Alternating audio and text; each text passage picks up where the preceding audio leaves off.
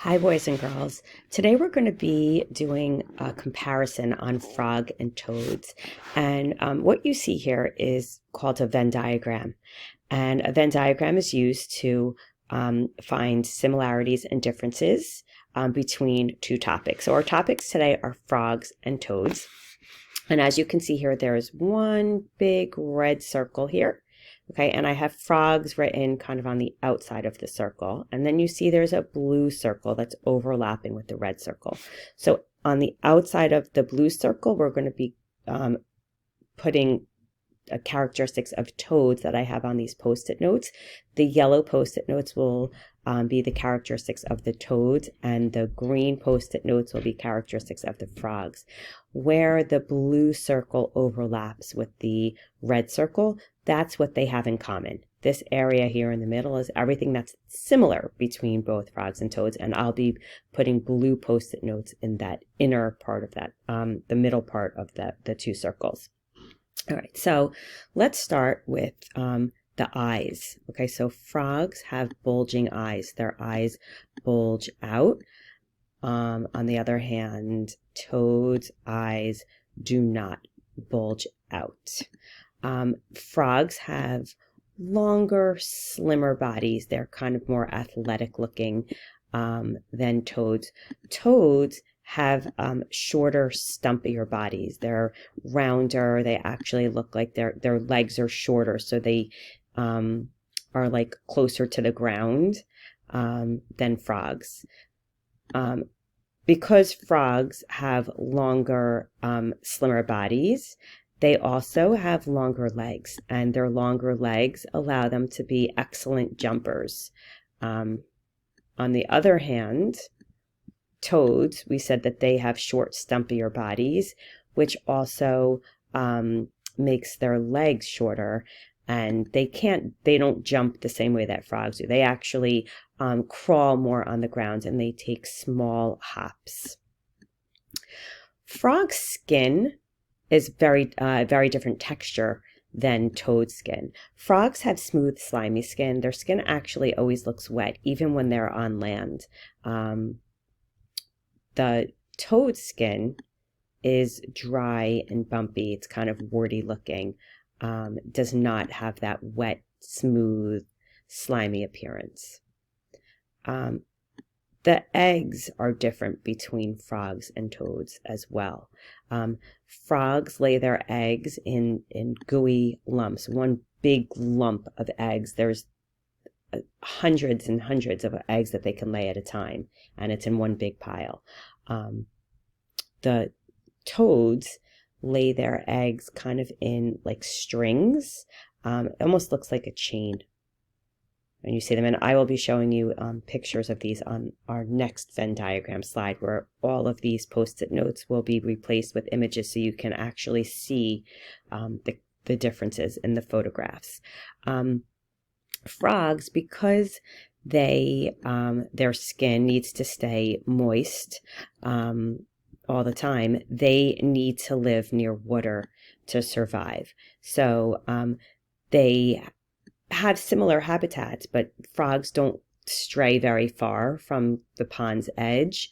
They are in that area or in the water, whereas toads don't need to live near water to survive. So you can find toads. If you see go out in your garden and you think that you see a frog, it's most likely a toad, because they'll wander into garden areas. They don't need to be near water to survive. Frogs also happen to have a lot of predators. So some of their predators are birds, crows, ducks, weasels, otters, snakes, raccoons. You can see there's a very long list of predators that they have to look out for. On the other hand, toads do not have as many predators as frogs do. Their skin, both frogs and toads have glands, and these glands let off secretions. The secretions that come from toads happen to let off an odor that is not pleasant, and animals are not drawn to it. So based on the odor and then the bitter taste of their skin, animals don't seek them out. So that kind of keeps them them safer. Okay, so now we're going to talk about what's the same about frogs and toads. Okay, so we know that they are both amphibians, meaning that they live in land and water. Although toads don't have to be in near water all the time, they do have the same similar habitats. Here, they both go through the same stages of metamorphosis, so they have the same life cycle. They both lay their eggs in water, although their eggs have different appearances. When you see them, you can spot whether they're frog or toad eggs based on whether they're in clumps or in chains, but they're both lay their eggs in water and start their lives as tadpoles in water. They both have similar diets. They eat the same foods and they swallow their foods whole. And they both have glands that release these secretions that could be poisonous, or they can release a bad scent to repel predators, and that's actually more common. The bad odor is more common to the toads, but they both can be poisonous. Okay, so here you see it. You see that there are characteristics specific to frogs, characteristics specific to toads, and there are definitely commonalities between both of them. All right, on the next slide, here you'll see some of the illustrations. So based on what we just learned on the other slide, let's take a look at this. Here we have, these are eggs. You see how it looks like it's in a chain formation? Those would be toad eggs. Here, you see eggs that are in a clump. These are in a clump, so these are frog eggs. I'll zoom in on it so you can see. See, you can see it's like a big clump. It's like a big pile of, it looks like jelly. Like that's what their eggs look like. So the eggs are the same. It's just the way that they lay their eggs. I'm going to put this in the middle circle here because this is showing that even though their eggs look different, they both lay their eggs in water. So I have this here as well.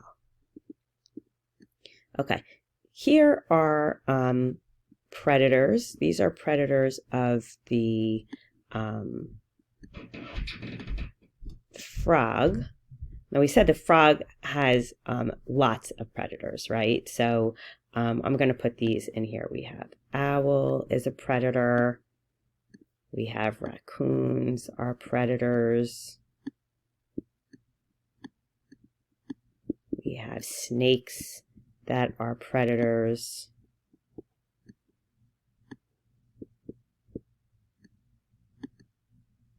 We have, this is a weasel. That is a predator. And we'll put that there.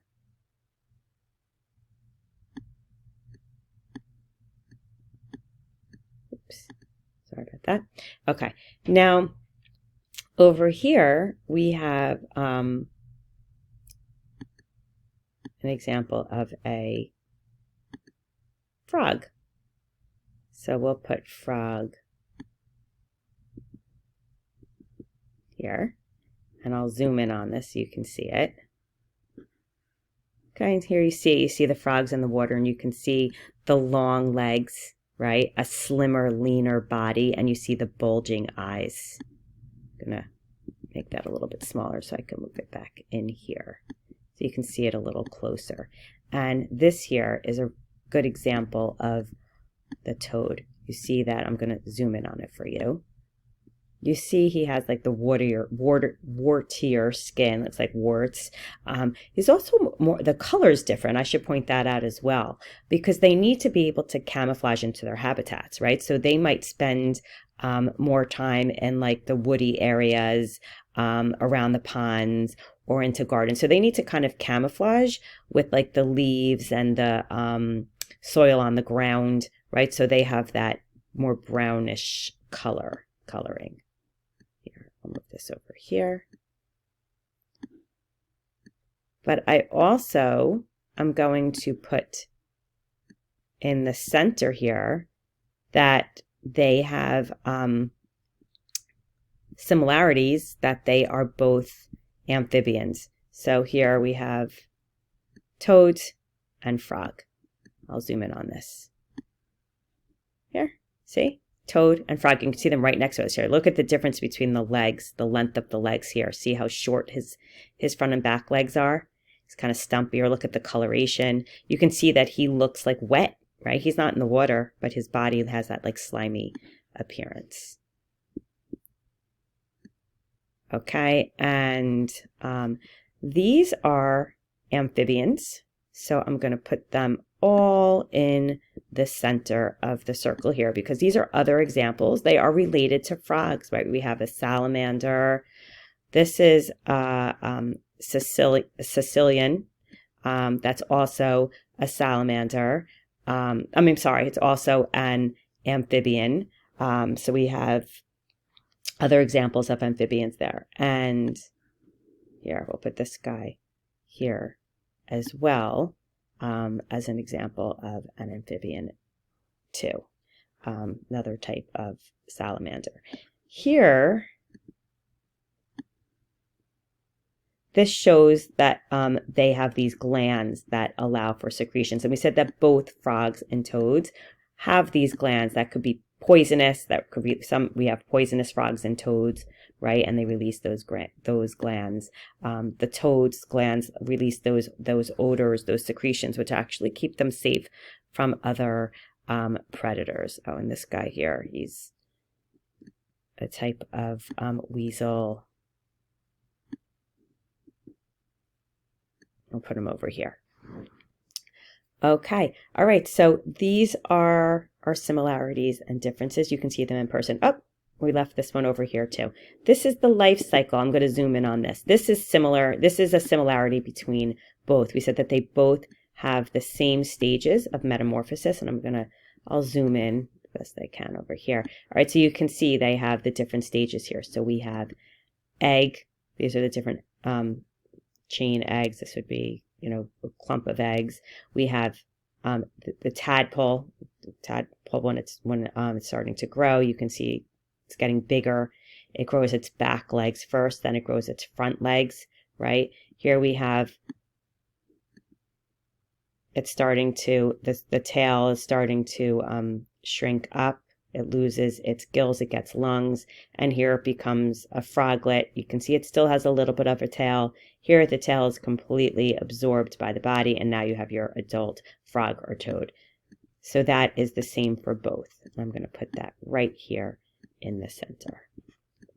All right, so I hope that this is has provided some good examples for you, so you can see how they are alike and different. And we will be talking more about this in the next couple days. We'll be doing some other activities to compare and contrast frogs and toads.